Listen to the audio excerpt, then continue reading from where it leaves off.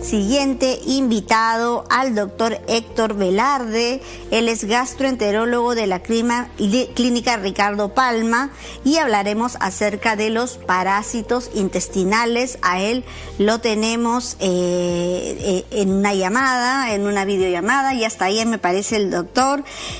Hola. ¿Qué tal, doctora Susi? ¿Cómo está? Muy buenas tardes y muchísimas gracias por esta oportunidad. Muchísimas gracias, doctor, por recibir nuestra llamada. Cuéntenos un poquito, en pleno siglo XXI, con todos los avances médicos y la tecnología, háblenos un poquito de la parasitosis intestinal. Bueno, cuando hablamos de parásitos a través del intestino, estamos hablando de varias familias de agentes biológicos que nos afectan.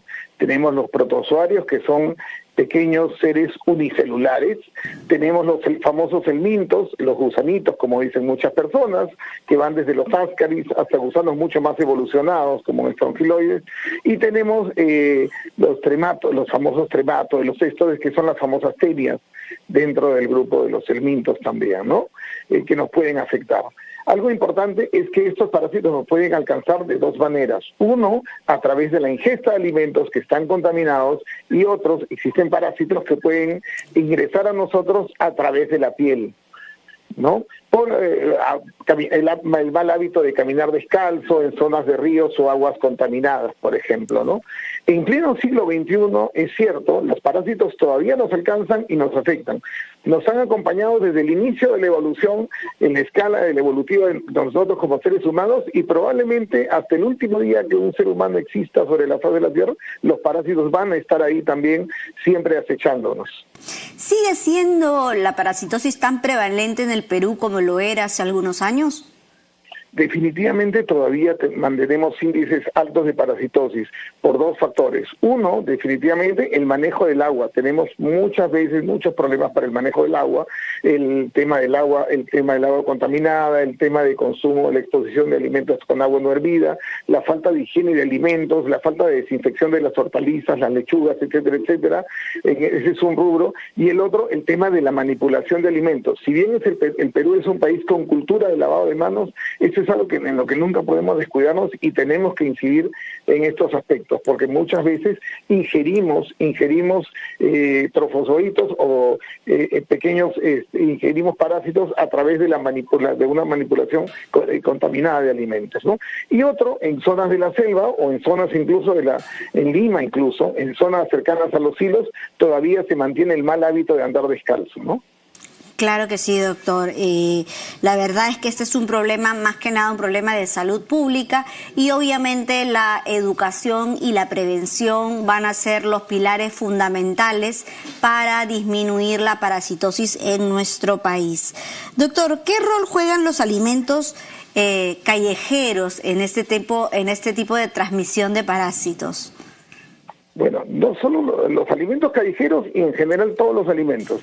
Algo que se tiene que tener mucho cuidado es en el tema de la manipulación de alimentos. Desde la persona que los prepara los alimentos con el hábito de lavado de manos a lo largo de todo el proceso de preparación de alimentos, el hábito de la limpieza de la tabla de picar, el hábito de la desinfección de hortalizas. Es el siglo XXI, tenemos que aprender a desinfectar hortalizas, frutas y verduras. El tema de utilizar agua pero de alguna manera procesada, hervida, de bidón, como lo quiera llamar, libre de gérmenes para poder manejar los alimentos. El tema del enjuague de las cosas, de los nutrientes que vamos a usar. El tema de la cocción de alimentos. Nosotros tenemos el tema, definitivamente, la tenia del pescado es un problema epidemiológico en nuestro país, sobre todo para los que estamos al pie de la costa, y el pescado tiene que ser bien cocido, y la congelación del pescado tiene que ser la adecuada para evitar llevar las tenias del pescado al ser humano. O sea, es un papel totalmente completo, definitivamente. Tenemos que aprender a ir con nuestro cooler a comprar el pescado, por ejemplo. Claro. Y en el caso, por ejemplo, de los ceviches o del sushi, tantos alimentos que comemos sin cocinar, ¿cuál es la recomendación? Bueno, permanentemente, de alguna manera, el Ministerio de Salud nos va alertando sobre las especies de pescado que más están expuestas por temporadas a la infestación parasitaria con el tema de las tenias del pescado, ¿no? Por temporadas hemos tenido el bonito, por temporadas hemos tenido el perico, por temporadas hemos tenido el jurel, por temporadas hemos tenido la lisa, diferentes pescados. Usualmente los pescados que están dentro de lo posible que se contaminen, y hay que tener mucho cuidado con esto.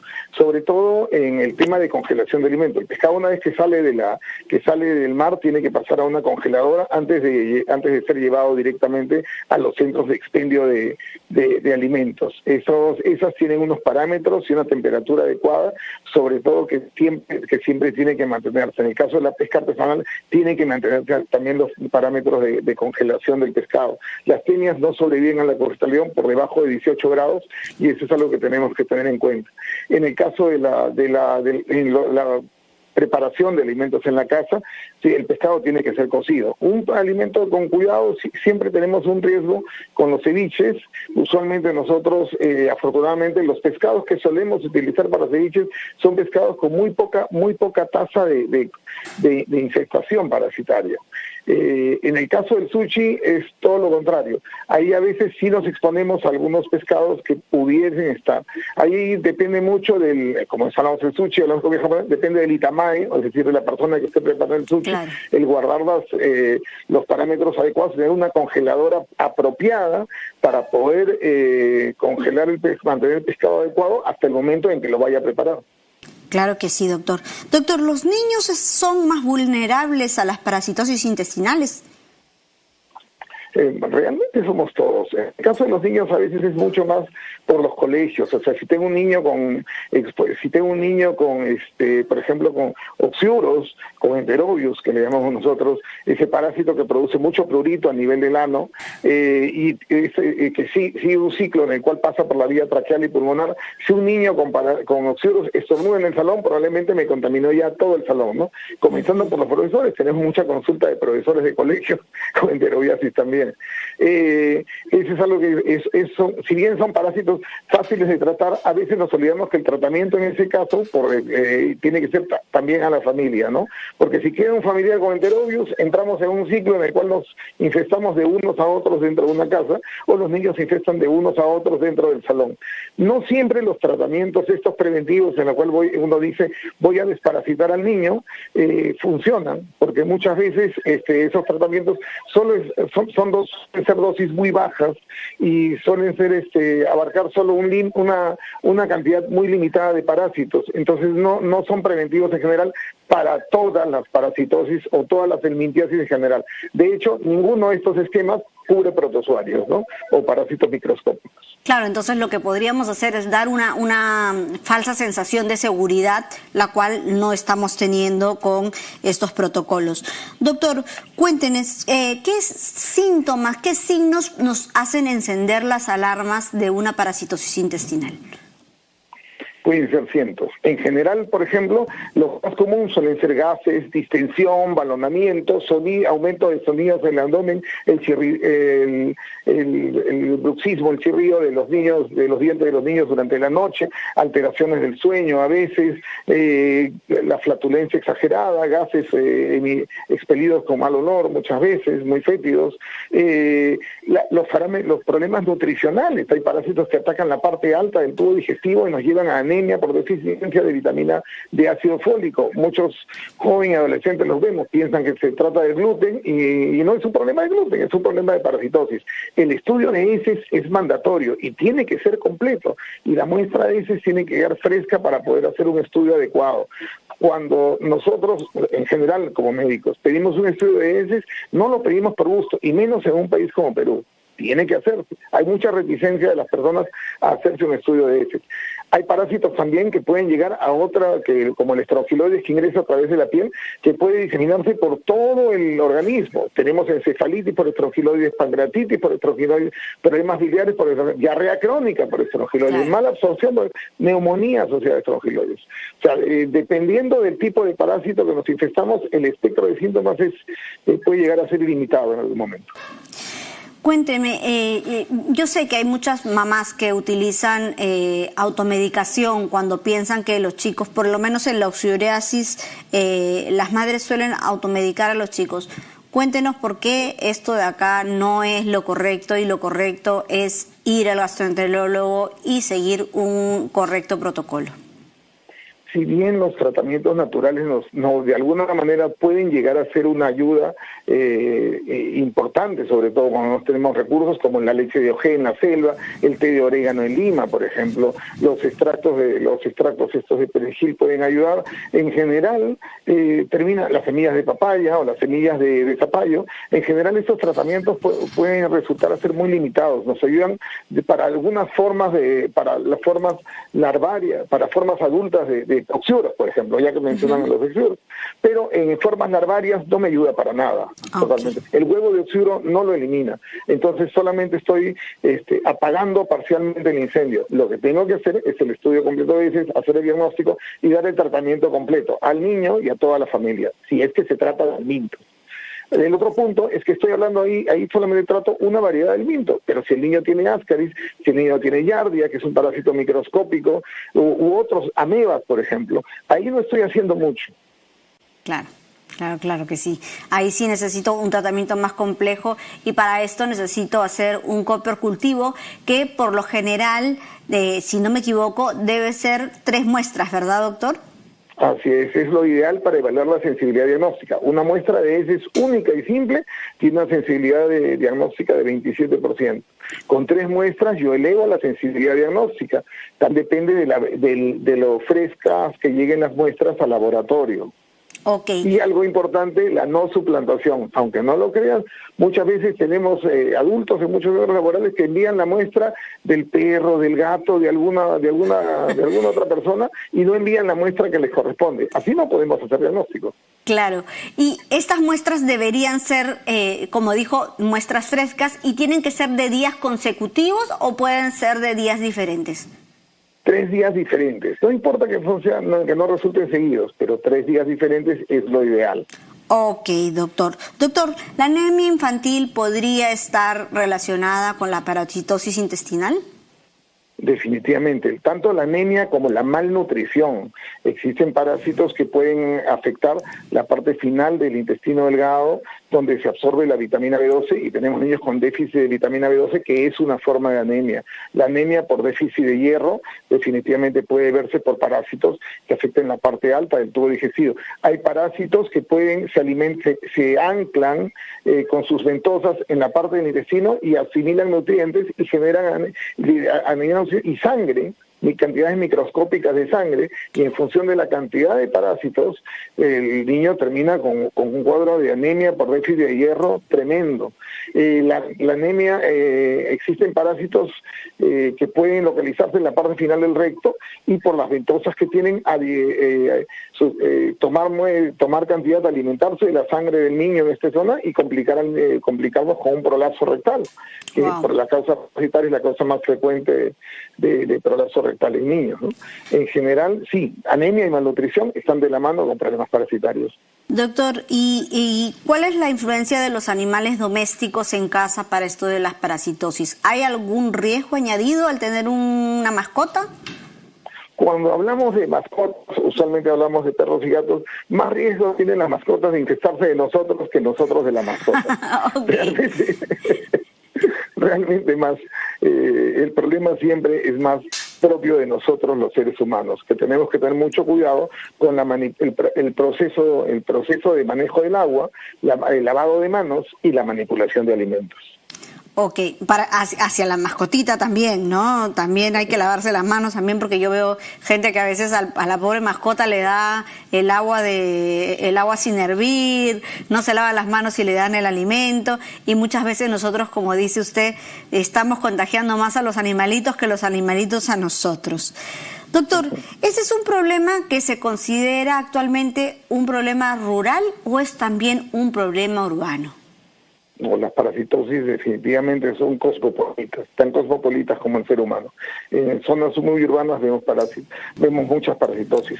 Es más, está visto que en tanto más cosmopolita en la ciudad, el espectro parasitario de variables parasitarias resulta ser mucho, mucho mayor.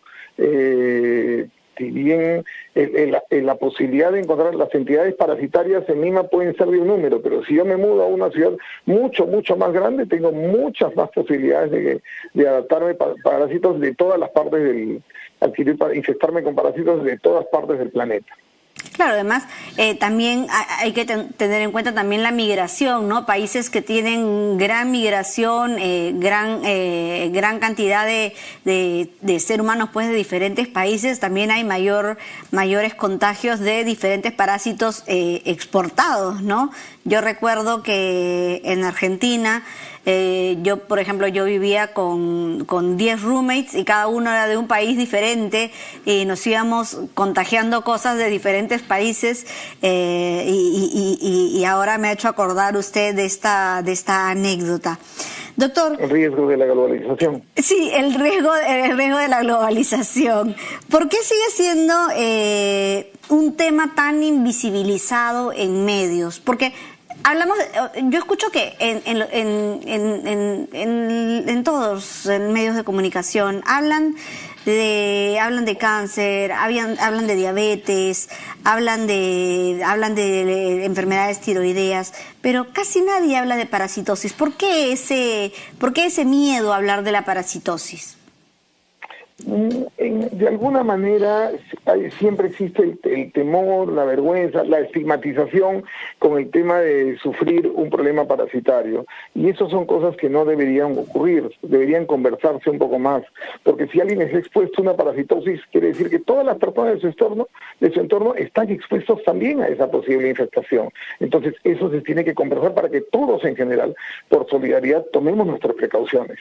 El tema viene un poco más allá, porque de un tiempo a esta parte el arsenal terapéutico que tenemos para combatir diferentes entidades parasitarias cada vez está más limitado.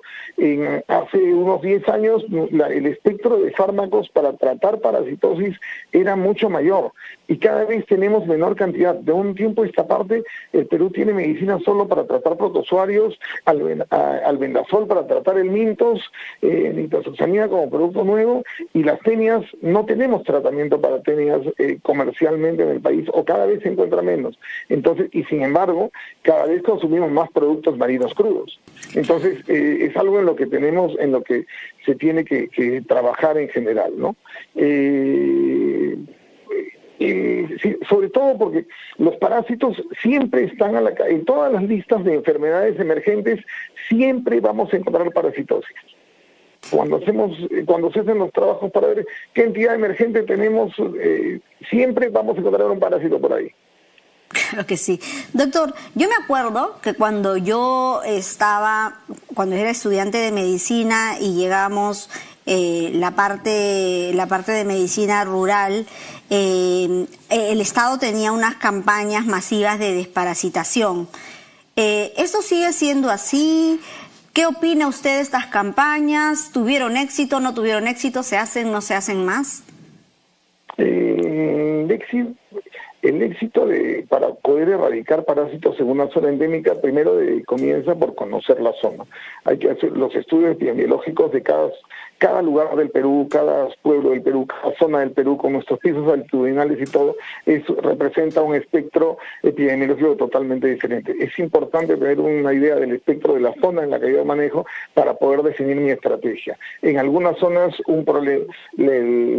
la enterobiasis, los oxuros son un problema que tengo que tratar, pero hay zonas donde resulta oneroso dar un tratamiento de desparasitación con una pastilla que va a cubrir solo una forma adulta de enterobius y no me va a cubrir las formas larvarias, lo cual va a ser totalmente limitado, ¿no? Claro que sí. Debe trabajarse más en la parte epidemiológica, y es algo que siempre, en lo que no me canso de exhortar a los alumnos, a los colegas, a los residentes, a los internos, a donde vayan a hacer su serum, tienen que hacer un estudio epidemiológico. Por lo menos con eso contribuimos un poco al conocimiento de la zona. Y luego, las personas que sean responsables de salud tendrán mayores elementos de juicio para tomar decisiones de cómo se va a combatir. En algún momento hicimos un trabajo, se decía que estrongiloidiasis no existía en Lima, y no habían casos autóctonos de Lima. Hicimos un trabajo con el doctor Máquina hace muchísimos años en zona de los silos al sur de Lima, y encontramos que había larvas estrongiloides por efecto de la migración en la tierra alrededor de los silos, y niños que caminaban descalzos en esas zonas y brotes originales. Los ingleses decían de que no había estrongiloides en la zona en el Reino Unido, y hubo brotes de estrongiloidiasis en saunas en el año 2007. Entonces son cosas que sí se ven. Claro que sí, doctor. Doctor, ¿hay algún avance científico en cuanto a prevención, diagnóstico o algo en el caso de las parasitosis intestinales? Siento que es un tema en el cual pocos investigan, se ve poca innovación, pero ¿hay algo dando vueltas? ¿Hay algo que está por salir? En cuanto a fenómenos diagnósticos, se ha avanzado bastante. Los estudios de reacción de PCR, los estudios de ADN, de entidades parasitarias nos permiten hacer un diagnóstico mucho, los estudios de Western blot para equinococos, para biotidosis, el quiste diatídico que ingresa y forma formaciones quísticas inmensas, tanto en hígado como en pulmón o en otros órganos, pues han avanzado mucho. Sin el Western blot no tendríamos, es ahora el día a día, probablemente cuando yo sospecho de una equinococosis, y ha desplazado todos los métodos tradicionales anteriores. Aún son estudios caros, pero sí, se ha avanzado mucho en la parte diagnóstica de parasitosis. En la parte terapéutica, el tema es que de alguna manera el Perú se está desfasando un poquito. Hay temas en tratamiento, creo que hay muchas cosas que están saliendo, otras que están por salir, pero todavía nos falta actualizar un poco nuestro territorio como país. Claro que sí. Doctor, cuéntenos y por favor ilústrenos con unos cuantos tips, unos 5 tips que nos quiera dar para evitar la parasitosis intestinal en nuestro país. Dirígese a nuestros pacientes que nos están oyendo, por favor. Tal vez el primero y el más importante, no me voy a cansar nunca de recordar que el Perú es un país que en algún momento fue un modelo de lavado, de uso, de realización de lavado de manos antes de preparación de alimentos y antes de cada circunstancia social que tiene en la cual nos desarrollamos los peruanos. El Perú no puede perder ese lugar. Somos un país con cultura de lavado de manos y es lo primero que tenemos siempre solemos exhortar. No podemos dejar ese lugar. Segundo, probablemente la utilización del agua, hervir el agua. O sea, tal vez si no tengo acceso para el agua, para tener un agua envasada o de bidón, hervir el agua. Tenemos que erradicar esos sistemas de aguas en las cuales se venden agua que dice que es procesada y al final es agua recolectada de un caño. Eso no es lo adecuado. Lo tercero, pero sí podemos hervir el agua, y en los lugares donde no se puede hervir, pues el Ministerio de Salud tiene estas pastillitas para desinfección que por lo menos en algo nos ayudan. Hervirla y sedimentarla nos ayuda mucho. Lo tercero, en zonas de la selva donde hay parásitos geohelmintos que penetran a través de la piel, tenemos que señalizar las zonas donde ya se ha comprobado que hay infestación parasitaria en ese terreno, y segundo, evitar el hábito de andar descalzo, ¿no? Guantes para los trabajadores que tienen que ver con redes de agua y desagüe, los guantes y las botas adecuadas para ese tipo de protección. Lo cuarto, definitivamente la desinfección de los materiales utilizados en la cocina, la desinfección de mi tabla, la desinfección y limpieza de mi tabla de picar. Esas rayitas verdes de la tabla de picar no son adornos, son hongos que ya están colonizando. Igual el cuidado correspondiente a la refrigeradora y los utensilios de cocina como los cuchillos, etcétera, ¿no? Y lo último, lo más tan importante, la desinfección de hortalizas, frutas, verduras, etcétera, etcétera, ¿no? El mantenimiento de las temperaturas adecuadas de nuestros congeladores para el transporte de alimentos es básico. Si no, nos vamos a llenar de tenias todos. O sea, a quien no le gusta el ceviche, a quien no le gusta el sushi, pero hay que tener, hay que mantener la cadena de frío, eso no se puede perder. Y así es. Muchísimas gracias, doctor. Doctor, cuéntanos dónde lo podemos encontrar, si tiene alguna red social o algún número de teléfono. Tengo un canal de YouTube con mi nombre, Héctor Velarde Criado. Tengo, para los intolerantes a la lactosa, tengo un canal para intolerar en Facebook, que es La Lactosa que no es. Y estoy en la clínica Ricardo Palma. Pueden concluir citas al teléfono 224-0971. Muchísimas gracias, doctor. Espero tenerlo pronto aquí con nosotros. Gracias por sus consejos. Hasta la próxima. Muchísimas gracias. Y si pudieras envejecer 2 veces más lento, descubre Age Proteom,